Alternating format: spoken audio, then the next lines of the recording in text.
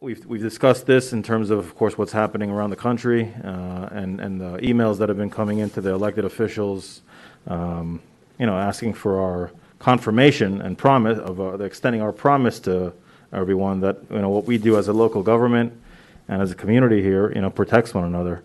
And of course, in this case with George Floyd, the question has come up to reassure the public and ourselves about the commitment that our law enforcement has toward the mutual respect and safety for everyone that they encounter on a day-to-day basis. And we know that in the city of Hollywood, we know internally that that's the promise we give and extend out to our residents and the visitors of our city. And that's the promise that the chief of police and all the men and women of Hollywood Police Department extend on a daily basis. But, cases like George Floyd, compel us to have to express that promise and reinforce it and repeat it, I think, outwardly to the public, so they continue on with the confidence that we know they ought to have in our police department and in police departments across the country. Many cities around the country and around our region and the state are experiencing many, many challenges as legitimate protests devolve into destruction of property, looting, and violence. This is a difficult time for our nation and our community. Difficult indeed. Here in Hollywood, we, as you just stated, unconditionally condemn the death of George Floyd and believe those responsible should be held accountable. We support the rights of people to assemble, march, and protest these tragic acts. We are dedicated as an organization to do our part to help change the structural and institutional racism that leads to this injustice. Unfortunately, over the past few days, we have seen legitimate, peaceful protests for racial and social justice corrupted by criminal elements, and we cannot allow that. We know these are not the acts of protesters who are looking for change in our country and in our society. Now more than ever, I believe, we must express ourselves and hold each other and look at each other and treat each other with kindness, compassion, empathy, and mutual respect. I believe that's what this city is all about, and we will continue to show those feelings of mutual kindness and respect, so not only our workers and our colleagues, but also to our residents and visitors and our businesses alike. These are, as I said, challenging times. But as a community and as a city and as an organization, we will definitely rise to meet these challenges. We will get through this all together. That's just from a perspective of 40,000 feet, looking at it in terms of the big picture, where the city is and our general policy in terms of the issues that are out there today, particularly when people are terming social unrest. We all have stressors in our respective careers, whether it's expectations, deadlines, potential outcomes, or whatever it may be. And I think we've all learned to deal with those in some form or fashion.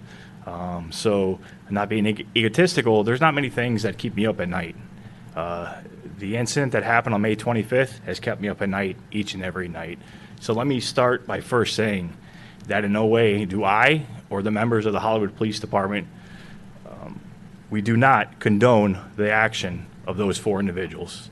It was unimaginable, unthinkable, clearly not justified, and uncalled for. The actions of those four individuals, thousands of miles away, has eroded the trust in our profession and the badge that I'm wearing today, and that's not acceptable. I share those sentiments with all of our Broward chiefs, along with the sheriff. We did meet and signed collectively a joint statement providing those same thoughts. We've worked very hard as a law enforcement profession, specifically the City of Hollywood, to maintain and establish relationships and trust within our community. And we're not going to let the actions of four individuals take that away. We have a lot of work to do, right? Are we perfect as a profession? Absolutely not. Are we perfect as an organization? Absolutely not. But the vast majority of the men and women of the Hollywood Police Department get up every day, come into work, because they want to do the right things, right? They took on this challenge in this profession to help people, and that hasn't changed. And we will deal with the ones that choose not to. I have the opportunity, hiring new of our officers, a final meeting, right? It's a final meeting with me, and all the background work's been done, the investigative work's been done, and at that point is their last opportunity to not join this profession.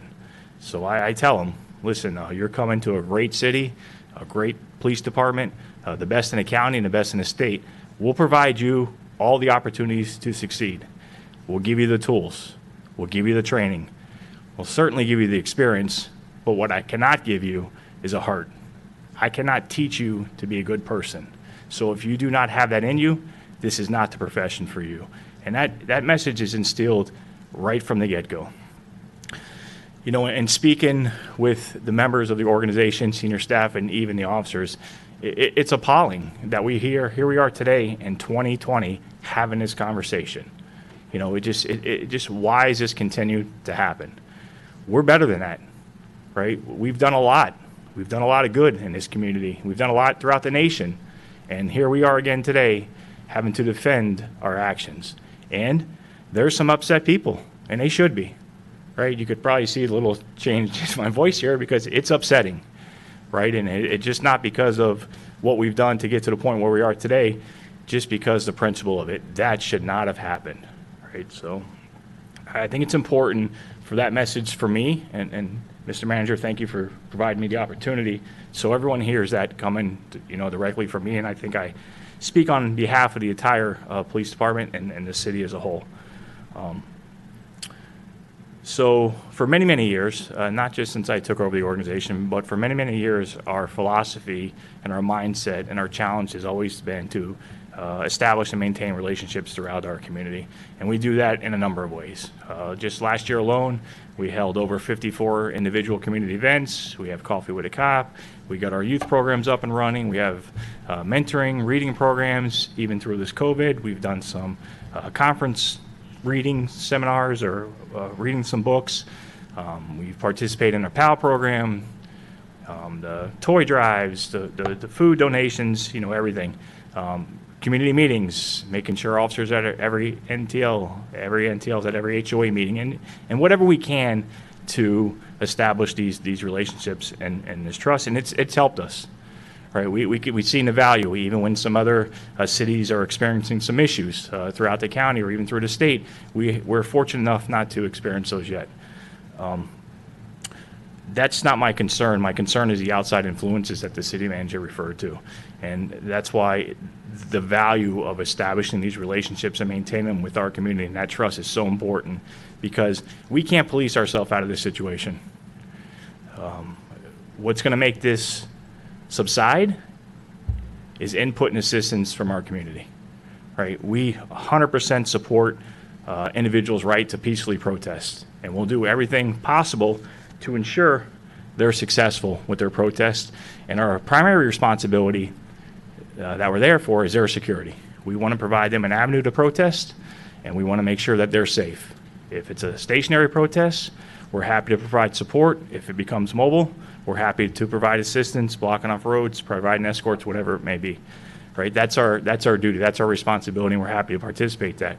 I think the city manager clearly mentioned it, though. We will not accept or tolerate any escalation of violence. That's what the protests are not about that. So if we encounter these peaceful protests that turn violent, then we're going to be forced to enhance our tactics. We recognize that these protests that are turning violent don't originate from the organizers of the event. These are outliers that come in, professional agitators, whatever you want to call them, that are there just to create chaos through an organization and instill fear in the city. We're not going to tolerate that. We're not going to tolerate our officers getting hurt. We're not going to tolerate any property damage to our city, buildings, vehicles, or citizen damage as well. We'll be happy to facilitate any peaceful protests, but we're not going to tolerate that. One of the things that we've done for many years too is establish these relationships with our clergy. So we do have a core group of leaders and that are part of our clergy, and we meet quarterly with them and have these conversations. And they're not just conversations to have on a schedule of a calendar and say, look, well, we met with them clergy 4 times a year. Great, we can check that off the box. Where really the purpose is to have meaningful conversations. We don't always agree, and sometimes they get heated. That's fine, as long as we're all looking for the common goal, right? How do we do the best that we can do as law enforcement, and how do we establish and maintain trust within our communities, right? Maintaining trust is easily achievable if there's consistency within the organization, right? But it has to be a change in the culture, right? I can't force somebody to be respectful, right? I can certainly discipline them, do things of that nature, but just internally, that has to come from within. And oftentimes with our interaction with the public, you see these members out there, everyone here has participated in these events or in one form or fashion or the other, and the officers are there really because they want to be, right? Because that's what they choose to do, and that's extremely important. We have to practice procedural justice. Everyone needs to be treated the same, regardless of race, religion, origin, whatever the circumstances. We have a responsibility to treat everyone with the same dignity and respect. Fair and impartial policing is a core foundation of success of any community, and that's something that I take great pride in, and that's something that we ensure that the rank and file or our line level officers are aware of, and that's something that they buy into. As soon as the incident occurred, we were proactive. We met as a staff, immediately debriefed it. We had daily conference calls. The first thing that we're looking at is our policies and procedures and our practices, and what if our officer was faced that same circumstance? Are we confident they wouldn't respond the way that officer responded? Obviously, it's an opportunity to learn from mistakes of others, right? And that's how we get better. I think we learn more from our mistakes than we do our successes. So we took that opportunity. We immediately met with our senior level supervisors, ensured that the direction and expectations of the police department were clearly explained, had conversations with our line level folks, and ensure that the expectations were explained as well. I think the message important for me is a clear message to our officers, right? So obviously we do not condone those actions and that behavior, right? So that's apparent. But really, if we're faced with those challenges, how are we going to respond at an organization, right? Because we're not going to be there. I'm not going to be there to be able to give that guidance firsthand. It's going to be that line level officer, and really set the clear expectations and ensure that they're following policy and ensure they're doing what they're supposed to be doing. So I think that's important. I have confidence, Mr. Mayor, in the way that our law enforcement folks would respond should they face with the same circumstances would be completely different than what was experienced in Minneapolis, right? And if not, we will take appropriate action, because the actions of those officers jeopardized not only the community members in that city, but the lives of law enforcement officers throughout the world. As you're probably well aware, a couple nights ago, there were 6 officers shot and 1 officer that was run over. And I would say they were all directly related to the actions of those 4 officers. So it's important that our officers don't compromise the lives of not only our community members, but other members in our profession. We are in constant monitoring the fusion centers in both Dade and Broward County. We're aware of what's going on there. We've stood up our internal fusion center at the PD, monitoring our CCTV and enhanced security at the building, City Hall, and other city facilities. We've been in contact with these organizers that are potentially going to have protests in Hollywood. The ones we've had contact have been easy to work with, extremely accommodating. They've been on the smaller numbers. There was one going on right now. It was organized by a recent graduate from South Broward High School, and it's coming to an end. No issues out there at all. It was relatively small. We do have countywide support. We are part of a task force that provides mutual aid throughout the county. So if we need assistance, they'll be available. If we need to send them, officers will be available as well. We're prepared. Again, our approach and philosophy when it comes to these protesters is we want to ensure it's peaceful, and we're there for them. We want them to know it's okay for you to come in and speak your voice. It's okay for you to speak your mind, and it's okay to disagree. And you can yell and scream at me. That's great, and we'll tolerate that all day long. And we'll even tolerate some additional that we normally wouldn't tolerate based on the circumstances.